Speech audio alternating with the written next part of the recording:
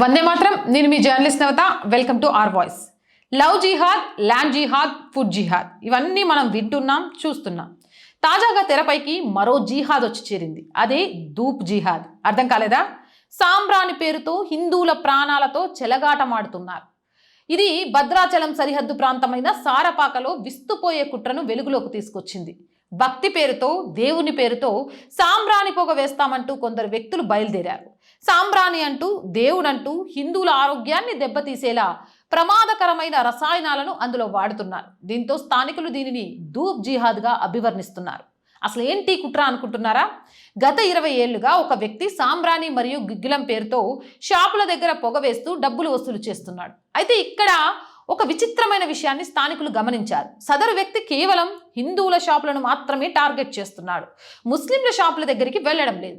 దీనిపై కొందరు హిందూ సోదరులు అతన్ని పట్టుకొని నిలదీయగా అసలు నిజం బయటపడింది. అది సాంబ్రాణి కాదట, అదో ప్రాణాంతక కెమికల్.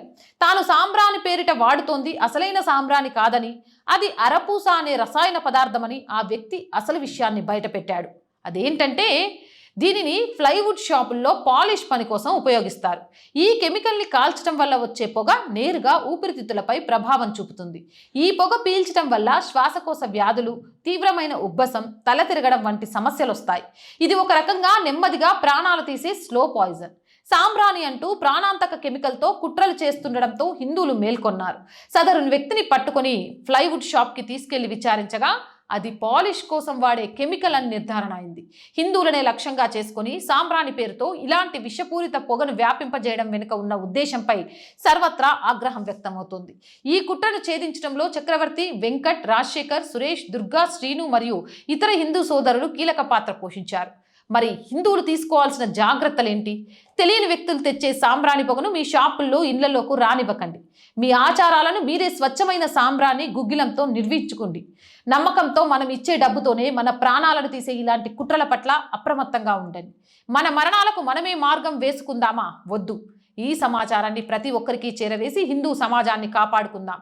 స్థానిక హిందువులకు పిలుపునిద్దాం. జై హింద్, జై Bharat. R voice, R political, R Sanskriti ఇవి 3 మన ఛానల్సే. So please subscribe our channels. అలాగే కంటెంట్ బాగుంది అనిపిస్తే లైక్ చేయండి, షేర్ చేయండి. ఇలాంటి కంటెంట్ని ఖచ్చితంగా షేర్ చేయాలి. అలాగే ఆర్థికంగా మీ అందరి చేయుత ఆర్ వాయిస్కి చాలా చాలా అవసరం అండి. ఆర్థికంగా సపోర్ట్ చేయాలి అంటే సబ్స్క్రిప్షన్ పక్కనే జాయిన్ అనే బటన్ ఉంది. 1 to 5 లెవెల్స్ ఉన్నాయి. ఏదో ఒక లెవెల్లో సపోర్ట్ చేయండి. లేదా స్క్రీన్ మీద గూగుల్ పే, ఫోన్పేతో పాటు అకౌంట్ డీటెయిల్స్ ఉన్నాయి. మీకు తోచిన సహాయాన్ని అందించవచ్చు. వ్యాపార ప్రకటనల కోసం 8328500576 నెంబర్ని సంప్రదించండి. జై హింద్, జై భారత్.